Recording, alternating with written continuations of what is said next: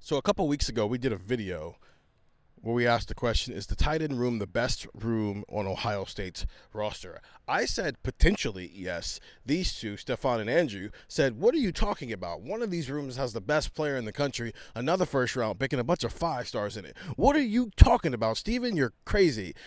And we talked to Ryan Day on Tuesday ahead of its game against Ohio State against Ohio at 7:30 on, what is that, at 7? 7:30. It starts at night. It's a night game for Ohio State, primetime game in Ohio Stadium. So let's ask the question again, because we talked to Ryan Day, and the way they're talking about this tight end room again sounds like it might be the best one on the roster. Stefan, do you want to change your opinion? No, I don't. I actually think the cornerback room has entered this conversation as well. I agree. With the way Jermaine and Davison have been playing. But I will say, I think I made the case in that video, and I'll make the case here again of just, I do think it's maybe the most important to Ohio State's, offense.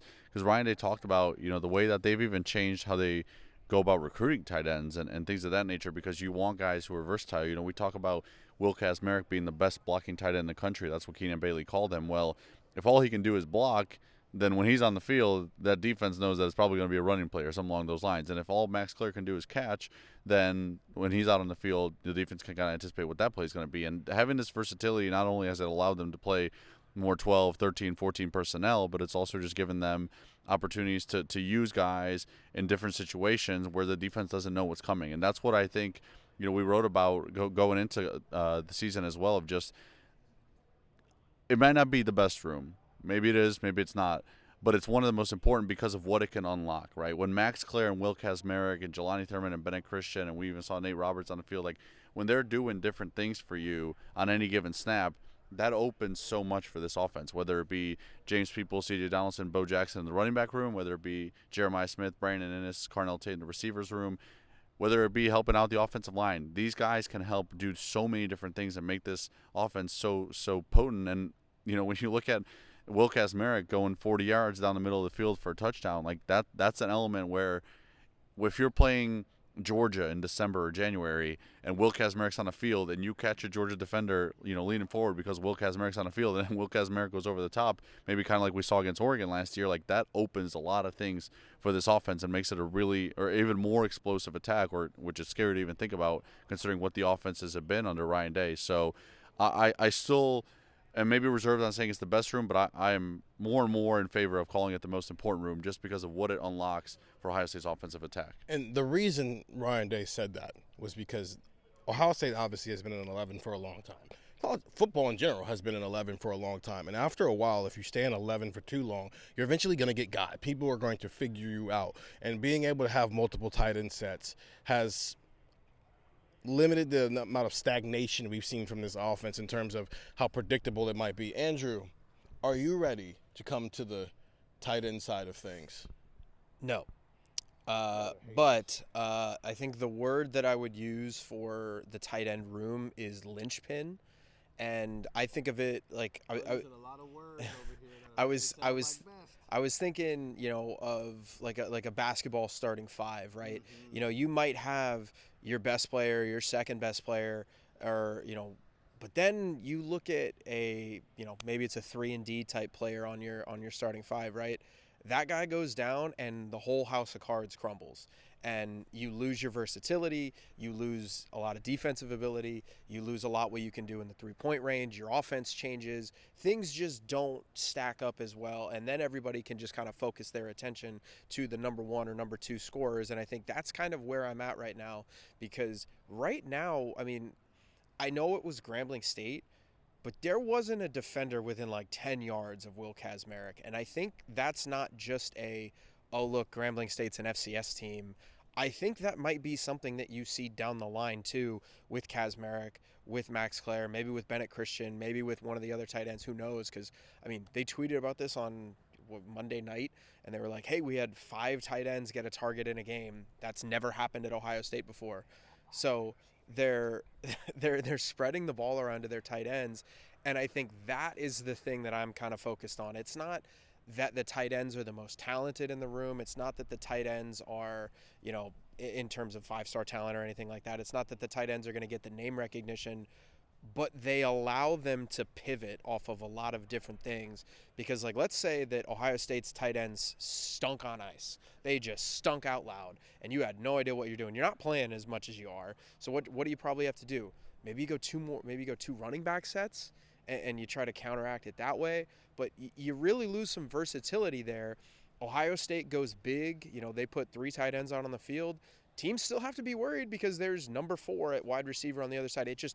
It allows you to do so many different things because this room is deep. So linchpin is the word that I'm going to use, not best. They are the linchpin to Ohio State's offense because they allow them to pivot off of so many different things. So here's the point. I didn't say most talented. I said best room.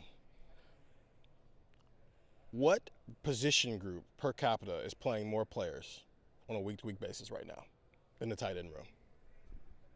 I mean, none. Okay. Because yes, the wide receivers are talented because Brian Hartline is coaching them and they all had a bunch of stars by their names as recruits. They're not recruits anymore. They're playing football. We didn't just sit there for an hour talking to Ryan Day and him go, we got to find a way to have 4 wide receiver sets. We got to find a way to have 5 wide out sets. We just left him talking about 13 personnel and 12 personnel. And we saw 14 personnel against Texas. They played more. Nate Roberts, as a true freshman, has played more meaningful snaps of college football this year than any non-starting wide receiver. And he's the 5th best tight end. So, yes, from a talent standpoint, if you want to go person by person and match them up, sure. But they're not playing one-on-one basketball. So that's not the whose room is being used more. And that's not saying that Brian Hartline's room isn't awesome. Obviously, the ceiling is amazing. But when you're talking about all the different things that this offense can do, because Keenan Bailey has spent the last 2 years recruiting and developing this tight end room to a level that's so ridiculous. Andrew, you were here in 2023. It was Cade Stover or nothing. Yeah. Cade Stover would only play like 25 snaps a game. And it's not because he's bad. It's because there's like 4 other Cade Stovers that they can play here. Max Clare has not had an impact yet on this game, on his team yet. And Ryan Day kind of explained why. It took him some time to get used to playing here because Purdue has more in common with IMG Academy and Ohio State has more in common with the worst team in the NFL. So it's just the speed and the physicality of the game. It took time. Okay, if this were 2 years ago, we'd be very worried about tight end play right now. If it was taking their best and most talented, from an NFL standpoint, tight end, a couple of weeks to figure it out. You want to know why we're not concerned? Because Will Kazmarek exists, because Bennett Christian exists, because Jelani Thurman exists, who has had a role for 2 years now. It's not the biggest role, but it's a role that's found him in the end zone for multiple seasons now, because Nate Roberts is playing at a high level.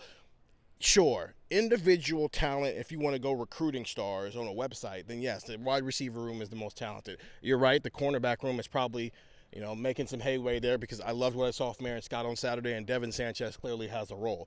But if we're going to talk about what this team needs from a room, nobody has more people who are willing or able to do that than the tight end room. And that's why I think it is the best, because it's being maximized more than any other room right now per capita of how many guys they can play on a week-to-week basis. There are going to be 4 tight ends who play every single week. You can't tell me there's going to be 4 wide receivers who play every single week.